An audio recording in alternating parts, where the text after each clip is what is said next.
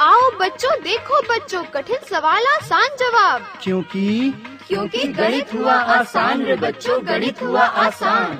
अंकों का है खेल निराला, जोड़ घटाओं ने क्या कर डाला। क्योंकि गणित हुआ आसान रे बच्चों, गणित हुआ आसान। शून्य का है खेल अजब, अंकों के संग करे गजब। कभी अंकों को शून्य बनाता या अंकों का मान बढ़ाता। क्योंकि गणित हुआ आसान रे बच्चों, गणित हुआ आसान।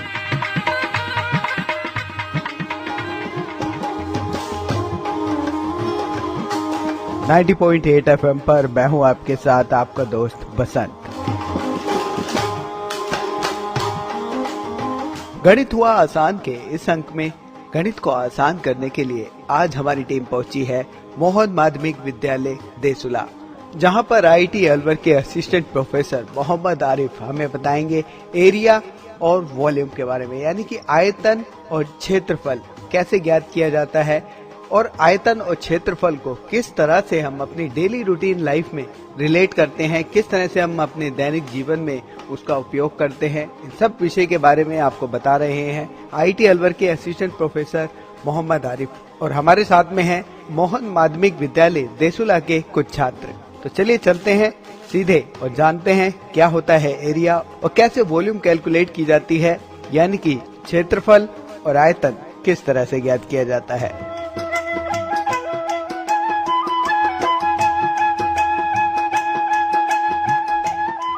प्यारे बच्चों, मैं Mohammad Arif, assistant professor IIT group of institution Alwar Rajasthan. प्यारे बच्चों, आज हम आपको आयतन और क्षेत्रफल के बारे में बताएंगे, लेकिन उससे पहले आप अपना इंट्रोडक्शन दीजिए। नाम? मेरा नाम शाहिद खान है, मैं मोहन माध्यमिक विद्यालय में पढ़ता हूँ। गुड। आप? मेरा नाम सुनील कुमार है, मैं मोहन माध्यमिक विद्यालय देसुला में पढ़ता हूँ। गुड। आप? मेरा नाम प्रिंस वर्मा है, मैं मोहन माध्यमिक विद्यालय देसुला में पढ़ता हूँ। गुड। आप? मेरा नाम राजकुमार है, मैं मोहन माध्यमिक विद्यालय देसुला में पढ़ता हूँ। मेरा नाम संजू यादव है, मैं मोहन माध्यमिक विद्यालय देसुला में पढ़ता हूँ। गुड। आप? मेरा नाम रिजवाना है, मैं मोहन माध्यमिक विद्यालय में पढ़ती हूँ देसुला। गुड। मेरा नाम निकिता चौहान है, मैं मोहन माध्यमिक विद्यालय देसुला में पढ़ती हूँ। गुड। मेरा नाम रेणु कुमारी है, मैं मोहन माध्यमिक विद्यालय देसुला में पढ़ती हूँ। मेरा नाम पूजा कुमारी है, मैं मोहन माध्यमिक विद्यालय देसुला में पढ़ती हूँ। मेरा नाम प्रेमिता गौतम है और मैं मोहन माध्यमिक विद्यालय देसुला में पढ़ती हूँ। Very good. मेरा नाम रचना वर्मा है और मैं मोहन माध्यमिक विद्यालय देसुला में पढ़ती हूँ। बहुत अच्छे बच्चों। Yes sir.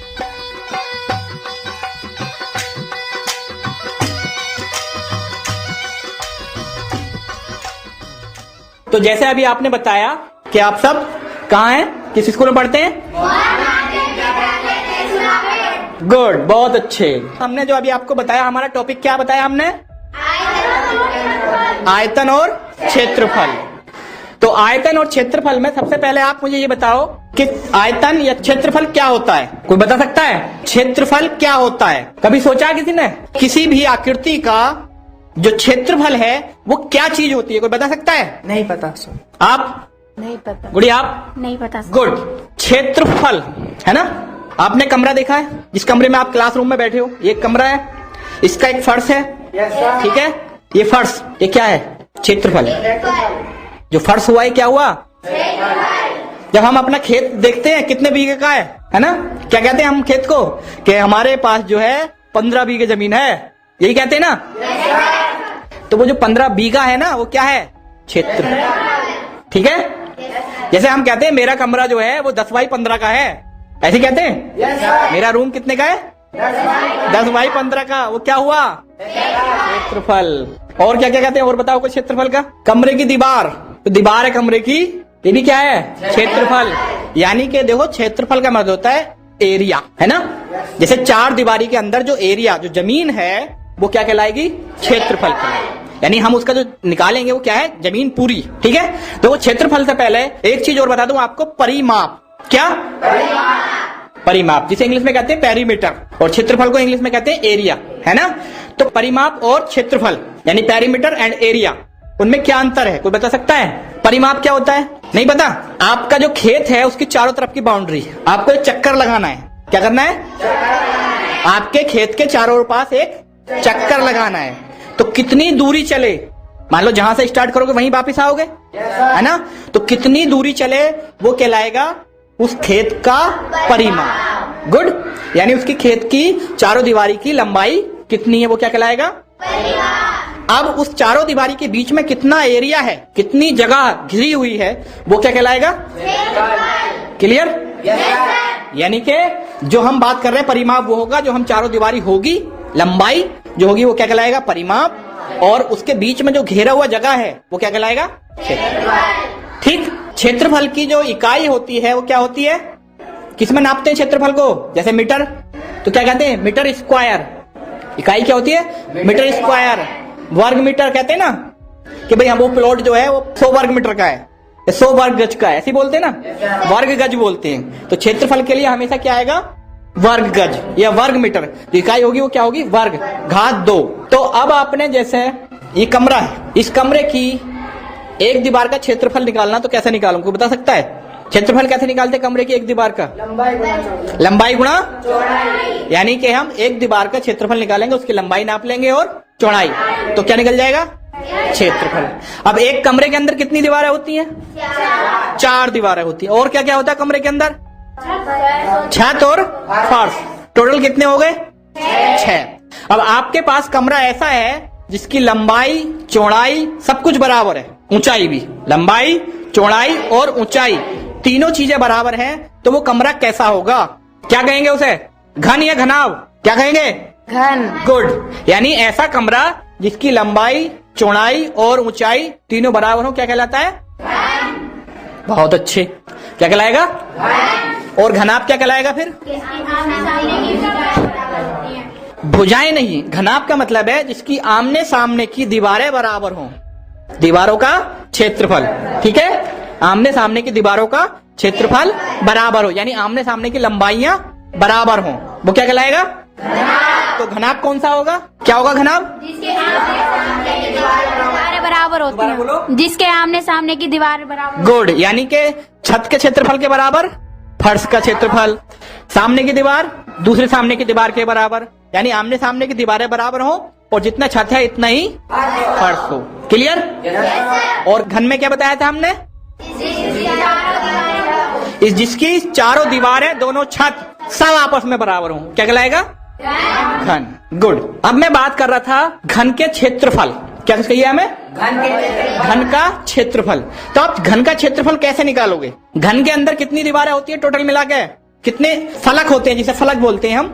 कितने होते हैं? 6। और 6 के 6 बराबर होंगे आपस में, तो हम क्या करेंगे? सबका अलग अलग निकाल लेंगे, है ना? जैसे पहले एक दीवार का निकाल लिया, फिर दूसरे का, फिर तीसरे का, चौथे का, पांचवे का, छठे का, ऐसे करेंगे ना?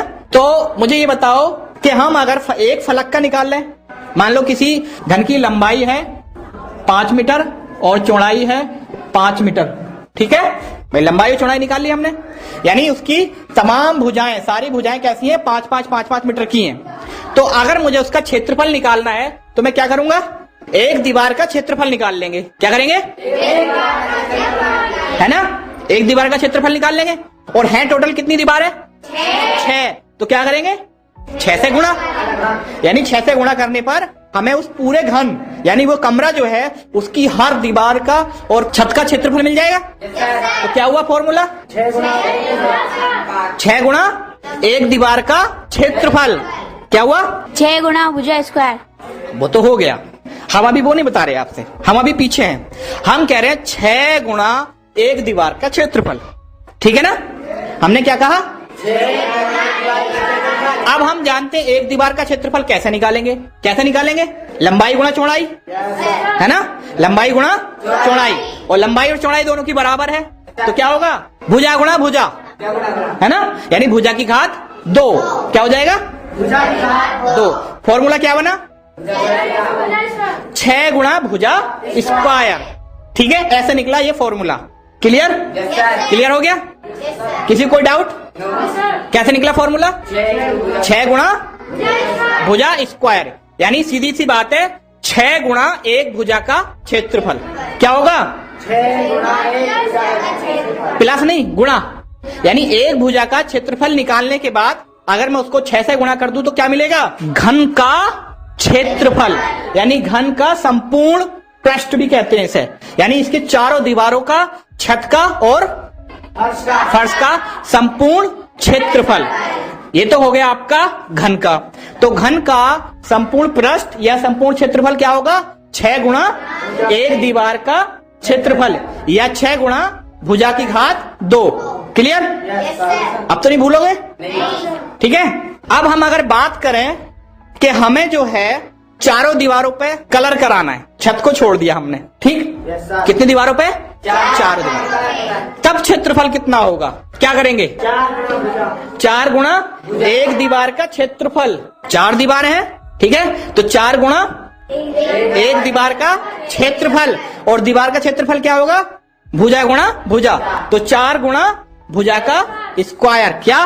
4 गुणा भुजा स्क्वायर। Good, very good. यानी कि अगर सिर्फ हम भुजाओं की बात करें तो सिर्फ चारों भुजाओं का क्षेत्रफल निकालने के बाद 4 से गुणा कर देंगे, या चारों भुजाओं का क्षेत्रफल निकालने के बाद जोड़ लो।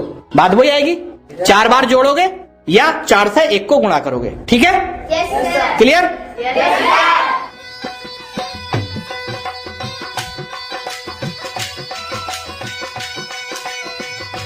अब दूसरा है हमारे पास घनाभ, जिसे कहते हैं क्यूबॉइड। घन को कहते हैं क्यूब और घनाभ को कहते हैं क्यूबॉइड।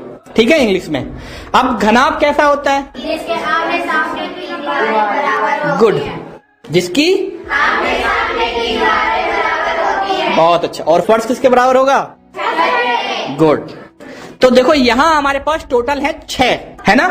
6 में 2-2 बराबर होंगी, होंगी नहीं होंगी? भाई 2-2 के जोड़े बन रहे हैं। 6 फलक में जो 6 फेस हैं हमारे चारों तरफ ऊपर नीचे, वो 2-2 एक से हैं। मान लो इसकी दीवार इस दीवार के समान है, बराबर है। लंबाई वाली दीवार लंबाई वाली दीवार के समान है, और फर्श क्लियर? इसका मतलब हम अब 6 को नहीं निकालेंगे, हम क्या करेंगे? 3 का निकालेंगे। एक तो लंबाई वाली दीवार, एक चौड़ाई वाली दीवार और एक फर्श वाला या छत। तीनों को निकाल के 2 से गुणा कर दो, आंसर आ जाएगा, है ना? 3 को निकालना, 6 को नहीं निकालना हमें, क्योंकि 3 आपस में बराबर है। अभी आपने क्या बोला?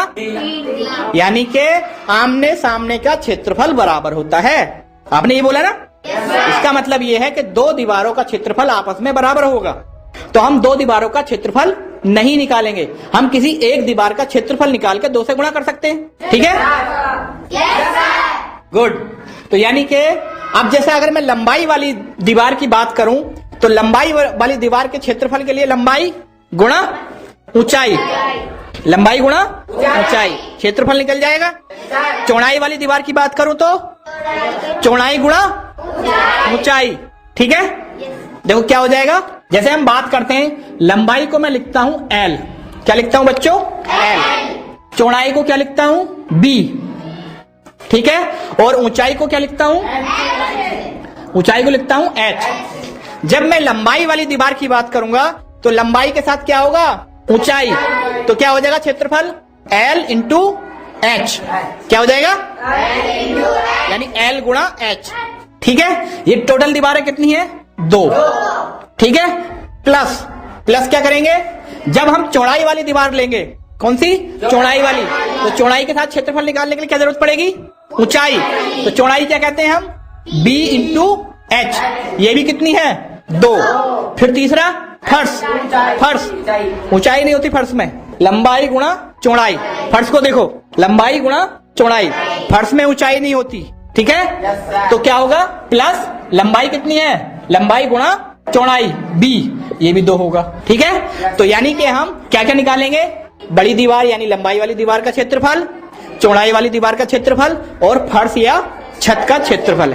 तीनों को निकाल के जोड़ लेंगे और 2 से क्या कर देंगे? गुणा। इसी को हम क्या लिखते हैं? 2 लंबाई गुणा चौड़ाई प्लस चौड़ाई इंटू प्लस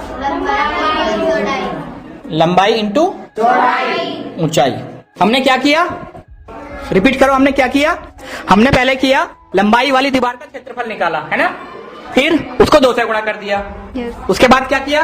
चौड़ाई वाली दीवार का क्षेत्रफल निकाल के 2 से गुणा किया। उसके बाद फर्श और छत का, फर्श या छत का एक का क्षेत्रफल निकाला और 2 से गुणा कर दिया। इस तरह हमें क्या मिल गया? घनाभ का संपूर्ण पृष्ठ या क्षेत्रफल, घनाभ के सारे पृष्ठों का क्षेत्रफल। अब मुझे ये बात बताओ, मैंने आपको बता दिया घन और घनाभ का क्षेत्रफल तो निकाल लिया, इसकी जरूरत कहां पड़ती है आपको? घन या घनाभ के पूरे संपूर्ण क्षेत्रफल की जरूरत कहां पड़ती है? क्यों निकालते हो आप? क्यों पढ़ रहे हो आप? कहां आपको इसकी जरूरत पड़ेगी घन और घनाभ की? ये बात आप बताइए।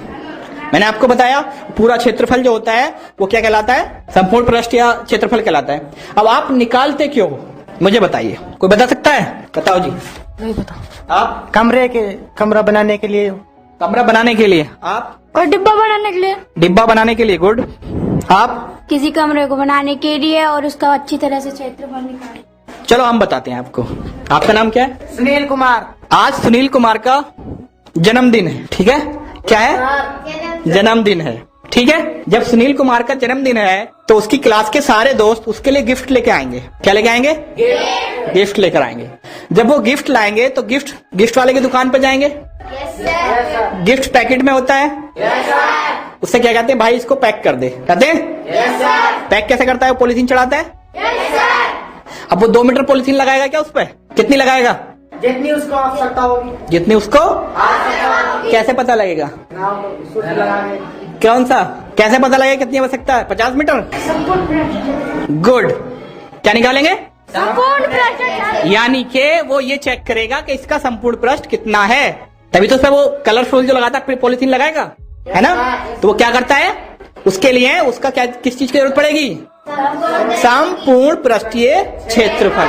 अब जैसे कि आपका जो बॉक्स है जिसमें आप गिफ्ट दे रहे हो वो घन के आकार का है। किस आकार का है? तो क्या करेगा वो? 6 गुणा भुजा स्क्वायर। उससे वो चेक कर लेगा कि मुझे इतने की मुझे अगर पॉलिथीन लगाऊंगा तो पूरी पड़ जाएगी। मान लो उसने छोटा पीस काट लिया तो नुकसान हो जाएगा नहीं? बड़ा काटेगा। लेकिन उसे आइडिया भी तो होना चाहिए, उसने 50 मीटर काट लिया है। हो सकता है क्या? 50 मीटर काट सकता है क्या? उसे चाहिए तो आधा मीटर और उसने 20 मीटर का थान कटवा के ले आया है। ऐसा होता होगा? नहीं सर। नहीं होता ना। तो इसीलिए हमें जब हम पैकिंग करते हैं, जब हमें पैकिंग की जरूरत पड़ रही है तो हम क्या करेंगे? संपूर्ण पृष्ठीय क्षेत्रफल की जरूरत पड़ेगी कि भाई हमें इतनी पॉलिथीन या इतना स्पेशल कागज चाहिए। ठीक? क्लियर? अब कमरे में कहाँ जरूरत पड़ती है? पेंट करने के लिए। कहाँ? गुड। यानी कि पेंट करने के लिए कि भाई मान लो एक दीवार पे जो हम पेंट करते हैं या कराते हैं वो 2 रुपए मीटर होता है। 2 रुपए मीटर स्क्वायर, यानी 1 मीटर लंबा और 1 मीटर चौड़ा अगर हम एरिया पे पेंट करेंगे 2 रुपए लिया जाएगा, है ना? अब आपके पापा ने आपसे कह दिया कि बेटे हिसाब लगा के बताओ इस कमरे में कितना खर्च आएगा पेंट करवाने में, कितना खर्च आएगा पेंट करवाने में। तो आप क्या करोगे? जी नहीं, वो सिर्फ 4 दीवारों पे करवा रहे हैं। क्या करोगे?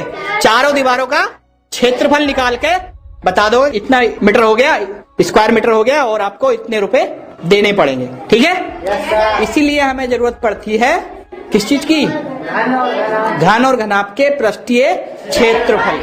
ठीक है? क्लियर? अब आप समझ गए हो, आप सीख गए हो कि घन और घनाभ के पृष्ठीय क्षेत्रफल की हमें कहां कहां जरूरत पड़ती है। ठीक है? ओके।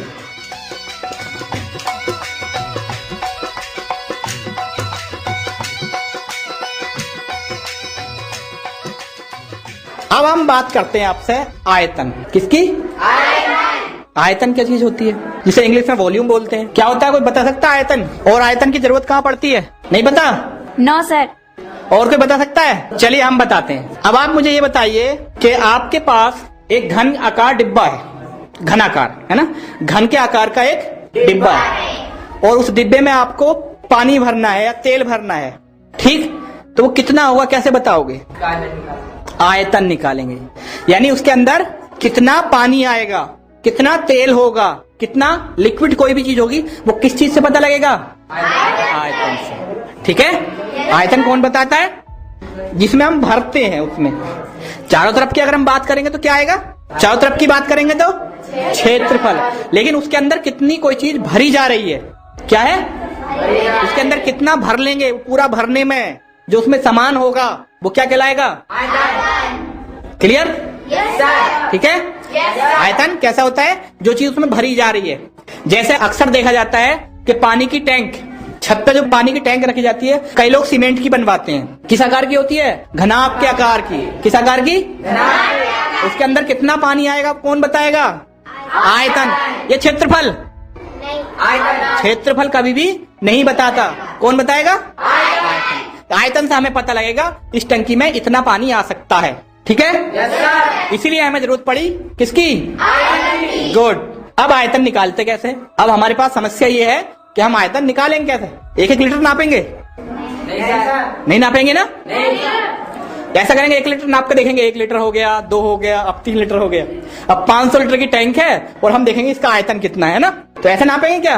नहीं सर। तो फिर क्या करेंगे? 5 लीटर का मग्गा लेंगे। क्या करेंगे फिर बताओ? बताइए कैसे निकालेंगे? भाई हमारे पास एक घन के आकार की टंकी है। कैसी टंकी है? पूरी भरी हुई है। ठीक है, और पापा ने पूछ लिया, बोले बेटे बताओ इसमें कितना पानी आया, तो कहोगे पापा रुको मैं अभी 1 लीटर का मग्गा लेके आती हूँ, उससे नाप के दिखाऊंगी। हैं? ऐसा करोगे क्या? फिर क्या करोगे? कैसे निकालोगे बताओ? सीधे सी बात, क्या करेंगे हम? उसकी एक भुजा को नाप लेंगे। क्या करेंगे? एक भुजा को नाप लेंगे। घन की सारी भुजाएं बराबर होती हैं, उसको 3 बार गुणा कर देंगे। कितनी बार? 3 बार। भुजा गुणा भुजा गुणा भुजा, क्या आ जाएगा? आयतन। भुजा क्यूब यानी नापने की जरूरत नहीं है, आप 1 मिनट में बता दोगे कि इसके अंदर इतना पानी होगा। क्लियर? ऐसा नहीं है कि 1 लीटर के मग से नापने बैठ जाओगे, 2 दिन में भी नहीं नाप पाओगे।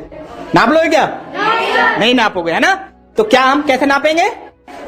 उसकी एक भुजा को नापने के बाद क्या करेंगे?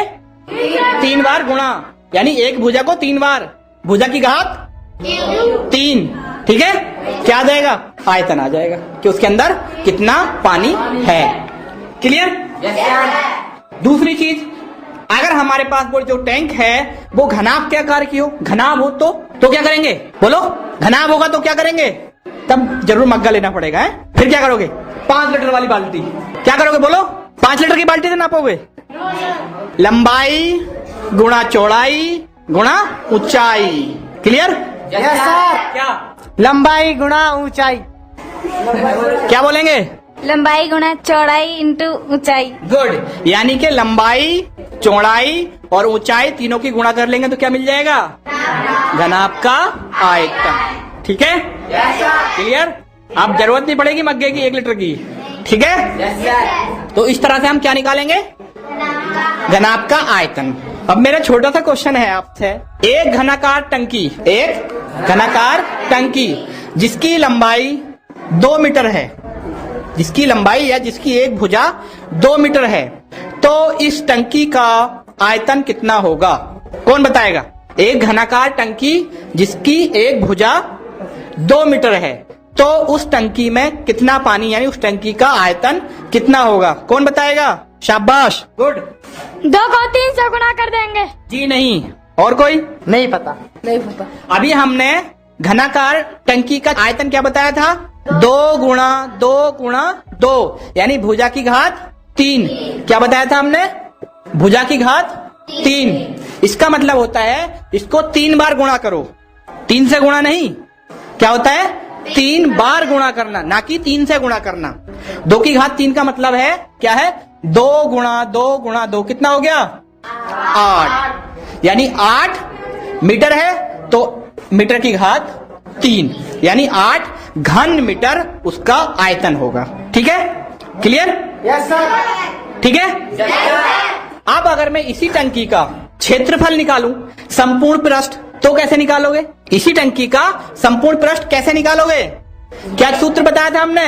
6 गुणा भुजा की घात 2, यानी कि किसी एक भुजा का क्षेत्रफल निकालने के बाद 6 से गुणा, तो 6 गुणा भुजा की घात 2 क्या हो जाएगा? 6 गुणा 2 गुणा 2, तो 6 गुणा 4 कितना हो गया? 6 चौक 24। क्या क्षेत्रफल के लिए मैंने क्या बताया था? मीटर की घात 2, यानी वर्ग मीटर।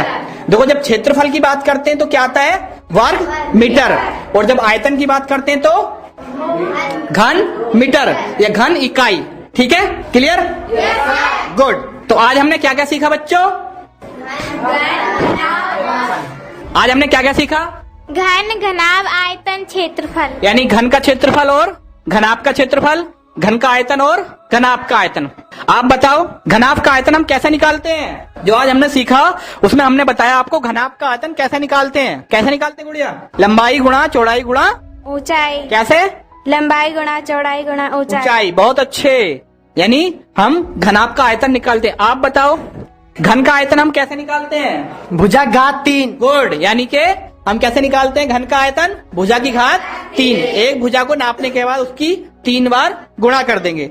ऐसे ही हम घनाभ का क्षेत्रफल कैसे निकालते हैं? आमने सामने की भुजाओं को 2 से गुणा कर देते हैं। क्या बोलना है? हाँ, तो हम बात कर रहे थे कि हम घनाभ का क्षेत्रफल कैसे निकालते हैं, आज हमने सीखा। LB plus BH plus HL को 2 से गुणा कर दें। गुड, बहुत अच्छे, यानी कि हम लंबाई और चौड़ाई की गुणा करके एक क्षेत्रफल निकाल लेंगे, चौड़ाई और ऊंचाई के क्षेत्रफल दूसरी भुजा का क्षेत्रफल निकाल लेंगे, और तीसरा ऊंचाई और लंबाई तीनों का क्षेत्रफल निकालने के बाद जोड़ के 2 से गुणा कर देंगे। तो क्या मिल जाएगा हमें? घनाभ का क्षेत्रफल। ऐसे ही हमने आपको आज बताया था घनाभ का आयतन। घनाभ का आयतन कैसे निकालेंगे? घनाभ का आयतन कैसे निकालेंगे बच्चों? घनाभ का आयतन लंबाई गुणा चौड़ाई। लंबाई। हाँ, आप बताओ, शाबाश। लंबाई गुणा इंटू ऊंचाई। आप बताओ।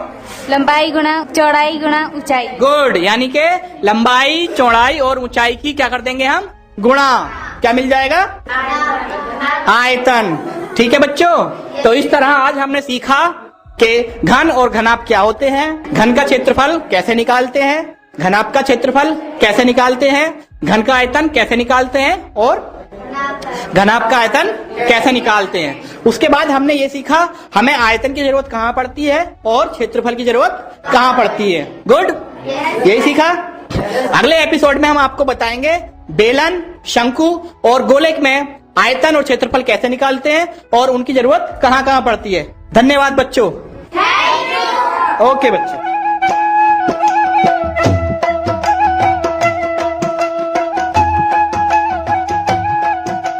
आज हम मोहन माध्यमिक विद्यालय देसुला में आए हुए हैं, जहाँ के 10th क्लास के स्टूडेंट हैं, और आज हम उनसे बात करेंगे कि उन्होंने आज क्या सीखा और उन्हें मैथमेटिक्स में कहाँ कहाँ प्रॉब्लम आती थी, और जो हमारे रेडियो है, रेडियो अलवर की आवाज 90.8 FM, उस पर उन्होंने मैथ का प्रोग्राम सुनने के बाद उन्होंने क्या क्या सीखा।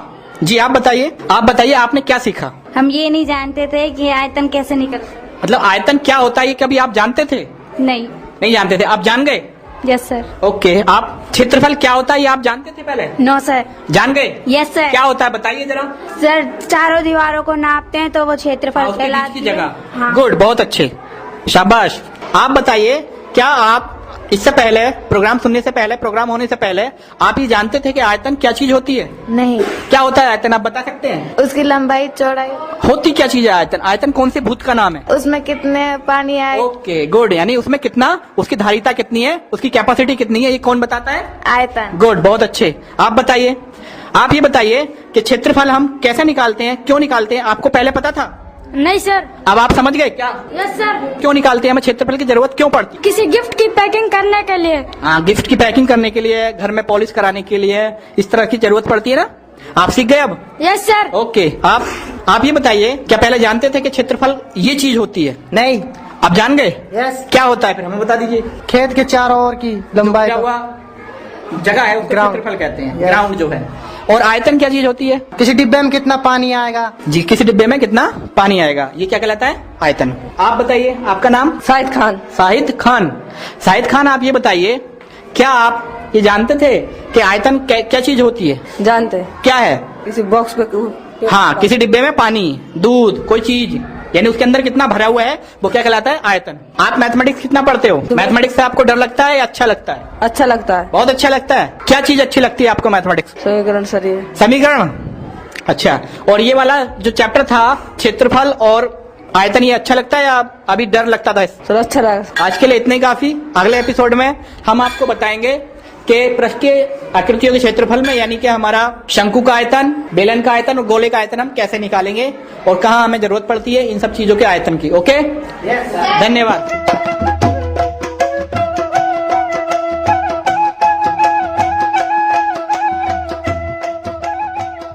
तो दोस्तों, हमें उम्मीद है कि आपको क्षेत्रफल और आयतन के बारे में बहुत अच्छे से जानकारी मिल गई होगी, और साथ ही कुछ छात्रों से भी उन्होंने उनका फीडबैक जाना कि क्या उनको ये सब्जेक्ट समझ में आया और क्या उनको पता था कि भाई क्षेत्रफल क्या होता है और आयतन क्या होता है? शायद काफी बच्चों को नहीं पता था। और साथ ही आपको लेके चलते हैं मोहन माध्यमिक विद्यालय के मैथ्स के यानी कि गणित के प्राध्यापक अनिल जी के पास और जानते हैं उनसे उनका क्या कहना है गणित के विषय के बारे में। मेरा नाम अनिल कुमार है और मैं 10th क्लास तक मैथ्स पढ़ाता हूँ। मतलब 10th क्लास तक के मैथ्स पढ़ाते हैं। तो मैथ्स के बारे में थोड़ा सा आपसे जानना चाहेंगे कि जैसे कि हमारा एक रेडियो पे प्रोग्राम चल रहा है गणित हुआ आसान, तो उसके करीब 60 एपिसोड ऑलरेडी हमारे मतलब एयर हो चुके हैं और काफी स्कूलों में हमने बच्चों से मतलब इंटरेक्ट किया है मैथ्स को लेके 8th क्लास से लेके 12th तक में। जहां तक हमारा निकल के आया है कि काफी बच्चे हैं जो गणित से डरते हैं, क्या रीजन आप समझते हैं? गणित से वो बच्चे को एक बार ऐसा ही कर दिया जाता है कि भाई ये गणित कठिन है, ये है, लेकिन ऐसा कुछ नहीं है। अगर हम धीरे धीरे एक सीढ़ी पे चढ़ेंगे तो गणित बहुत आसान है, बहुत इंटरेस्टिंग सब्जेक्ट है, इसको अपनाने का बहुत बढ़िया वो है। तो हमें यही चाहिए कि भाई हम पहले छोटी छोटी बातों को सीखें, उनसे करना सीखें, खेलना सीखें, तो हम गणित को बहुत आसान बना सकते हैं। तो एक चीज और आपसे जान जाएंगे कि स्कूलों में जैसे जो बच्चों को गणित पढ़ाया जाता है, क्या मेथड अपनाना चाहिए फैकल्टीज को, टीचर्स को गणित पढ़ाने के लिए, जिससे कि बच्चों में गणित को लेके एक हवा ना रहे? स्कूलों में सबसे पहले प्राइमरी को ही यही ध्यान रखना चाहिए कि बच्चों को खेलते हुए और हर चीज की नॉलेज दी जाए, छोटी छोटी आकृतियों को बताया जाए, उनको करने के लिए कहा जाए, तब जाके वो बड़ी क्लासों में अच्छे रिजल्ट दे पाते हैं। लेकिन जब हम प्राइमरी में भी अच्छा नहीं कर पाते हैं तो बड़ी क्लासों में वो फिर अचानक वीक हो जाते हैं। फिर उनको बड़े टीचर को उनको ये परेशानी होती है क्योंकि उनको कोर्स भी पूरा कराना होता है और उनको वो सारी चीजें सिखानी भी होती हैं। तो इससे पहले यही है कि प्राइमरी बच्चों को, 5वीं तक के बच्चों को छोटी छोटी बातों को अच्छी तरीके से किताबों के जरिए, खेल खेल के जरिए और बोर्ड पे उनको खुद देकर बहुत अच्छी तरीके से उनको समझाया जाए ताकि वो गणित को इंटरेस्ट से ले। ये नहीं उसको बोझ करें कि भाई हमें काम दे दिया, रगड़ दिया, बस यही करना है, ऐसा कुछ नहीं करना चाहिए। मतलब आपको लगता है कि छोटी क्लास से ही बच्चों का गणित आसान किया जाना चाहिए, जिससे कि उनका बेसिक अगर क्लियर होगा तभी वो आगे जाके ज्यादा अच्छा कर पाएंगे। अब चूंकि आप गणित के प्राध्यापक हैं, गणित आपका फेवरेट विषय रहा होगा, तो आप थोड़ा सा ये बताएं कि आपको गणित में रुचि कैसे हुई? गणित में मुझे रुचि पहले से ही थी, इंटरेस्ट आता था मुझे सवाल करने में, किसी को समझाने में, किसी को बताने में। फिर मैंने 12वीं वैसे बायो से की थी, लेकिन फिर मैंने अचानक गणित को पढ़ाना स्टार्ट कर दिया तो मुझे बहुत अच्छा लगा। तो धीरे धीरे बहुत यानी क्या था ना, प्रैक्टिस बहुत अच्छी हो गई और आज गणित बहुत बढ़िया है। तो मतलब आपका मतलब बेसिक ये कहना है कि प्रैक्टिस बहुत जरूरी है गणित के लिए। अभ्यास के बिना कोई चीज सफल नहीं है। अगर हमने किसी चीज को एक बार ध्यान से देख लिया, पढ़ लिया, है ना, और घर जाके उसको बंद कर दिया, तो ये तो है नहीं कि वो हमेशा याद रहेगी। हमें उस चीज का बार बार दोहराना, अभ्यास जरूरी है। और ये बात तो बहुत दार्शनिक भी कहते हैं कि निरंतर अभ्यास करने से सफलता बहुत मिलती है, तो जरूरी है ये बात। तो जरूर, बहुत अच्छी बात कही आपने कि भाई अभ्यास बहुत जरूरी है, गणित प्रैक्टिस मांगता है। जो बच्चे प्रैक्टिस करते हैं वो गणित से कभी नहीं डरते हैं। तो उन बच्चों के लिए क्या कहना चाहोगे जो गणित से डरते हैं? मैं उनसे यही कहूंगा कि गणित से डरो मत, इसको अपने पास बुलाओ। ये बहुत अच्छा सब्जेक्ट है, आप इसे ध्यान पूर्वक आराम से करके देखो, हल करके देखो, बार बार अभ्यास करो, आपको बहुत अच्छा इंटरेस्ट आएगा। और गणित जैसा सब्जेक्ट दुनिया में और इंटरेस्टिंग मुझे लगता नहीं है कोई होगा, क्योंकि ये ना तो वजनदार है ना कुछ ऐसा है। जितना नई नई चीजें मिलेंगी हमें, एक बार कोई ऐसा नहीं कि भाई एक ही तरीके की चीजें हैं। बहुत अच्छा सब्जेक्ट है। मैं आप सभी से यही कहना चाहूंगा कि आप इसको ध्यानपूर्वक और रुचिकर बनाकर पढ़ने की कोशिश करें। और एक चीज और, हमने अभी तक के जितने भी हमारे एपिसोड हुए हैं, जितना भी हमारा एक्सपीरियंस रहा है गणित को लेके, तो हमने ये देखा है कि डेली रूटीन लाइफ में अगर गणित को मतलब रिलेट किया जाए, कहीं ना कहीं छोटे बच्चे से लेके बड़े बच्चों तक गणित कहीं ना कहीं हम यूज करते हैं। जी हाँ, बिल्कुल हम यूज करते हैं कि हम घर से लेकर और बाहर तक ये गणित का ही यूज ज्यादा करते हैं। अगर कोई सामान मंगा रहे हैं तो उसमें भी गणित ही काम आ रहा है। गणित के अलावा ऐसा तो है नहीं कोई हिंदी काम में आ रही है या समझ विज्ञान काम में आ रहा है। तो छोटी छोटी बातों से लेकर बड़ी बड़ी बातों तक गणित के बगैर कोई भी काम हमारा सफल नहीं होता है। तो ये तो जरूरी है, तो हमें सीखना पड़ेगा। तो बहुत अच्छा लगा सर आपसे बातचीत करके। और साथ ही साथ क्या मैसेज आप देना चाहेंगे बच्चों के लिए अपनी तरफ से? सभी बच्चों से मेरा यही मैसेज है कि आगे बढ़ें और प्रत्येक सब्जेक्ट को इम्पोर्टेंट सब्जेक्ट मानकर ही उसको यूज करें और किसी भी सब्जेक्ट को हावी मत होने दें अपने ऊपर।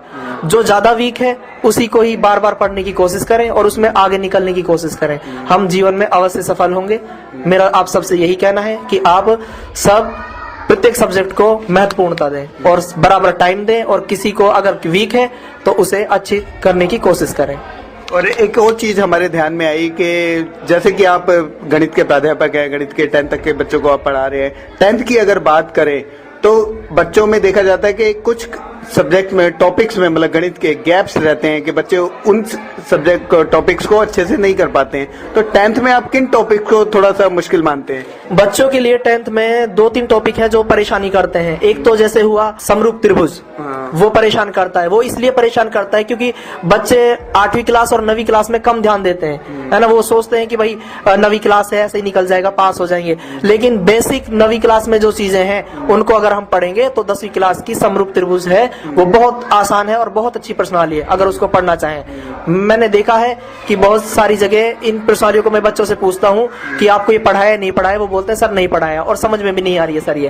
उसका कारण यही है क्योंकि हमने पीछे वाली क्लास में वो अच्छी तरीके से नहीं पढ़ी है।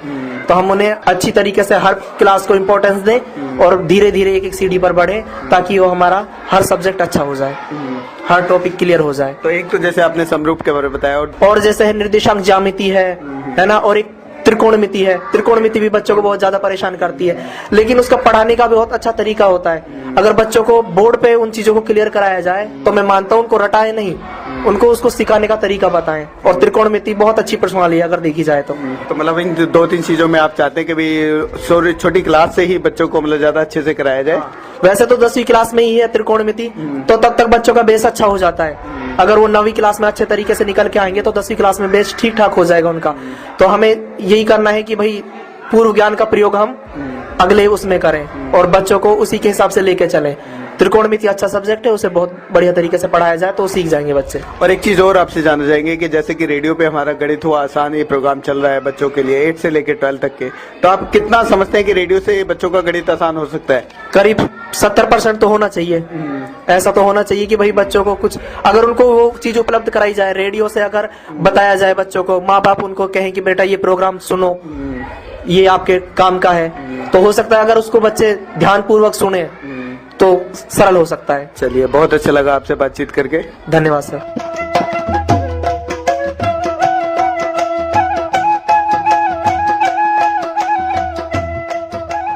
चलिए, अनिल जी से भी हमने जान लिया जो कि मोहन माध्यमिक विद्यालय में गणित पढ़ाते हैं और उनकी गणित के विषय में क्या कहना है। इस विषय के बारे में आपको बता रहे थे IIT अलवर के असिस्टेंट प्रोफेसर मोहम्मद आरिफ और साथ में थे मोहन माध्यमिक विद्यालय के कुछ छात्र। ये प्रोग्राम भारत सरकार के विज्ञान एवं प्रौद्योगिकी विभाग द्वारा प्रेरित एवं समर्थित किया गया। साथ ही आपको ये प्रोग्राम कैसा लगा, आप अपने फीडबैक प्रतिक्रिया हमें दे सकते हैं। अपने फीडबैक देने के लिए हमारा पता है कम्युनिटी रेडियो अलवर की आवाज 90.8 megahertz, IIT group of institutions, north extension, MIA Alwar, Rajasthan. हमारे फोन नंबर है 9587908908 और दूसरा नंबर है 0144512190। आप हमें मेल भी कर सकते हैं। हमारी ईमेल आईडी है radioalwar@gmail.com।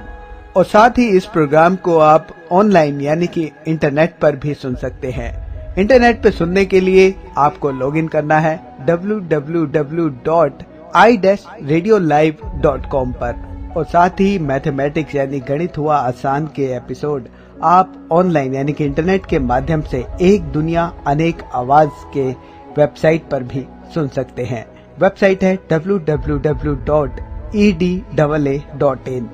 लॉगिन कीजिए और कहीं भी बैठकर ऑनलाइन आप इन मैथमेटिक्स के प्रोग्राम को सुन सकते हैं। इसी के साथ अपने दोस्त बसंत को दीजिए इजाजत। नमस्कार। आओ बच्चों, देखो बच्चों, कठिन सवाल आसान जवाब। क्योंकि गणित हुआ आसान रे बच्चों, गणित हुआ आसान। अंकों का है खेल निराला, जोड़ घटाओं ने क्या कर डाला। क्योंकि गणित हुआ आसान रे बच्चों, गणित हुआ आसान। शून्य का है खेल अजब, अंकों के संग करे गजब। कभी अंकों को शून्य बनाता या अंकों का मान बढ़ाता। क्योंकि गणित हुआ आसान रे बच्चों, गणित हुआ आसान।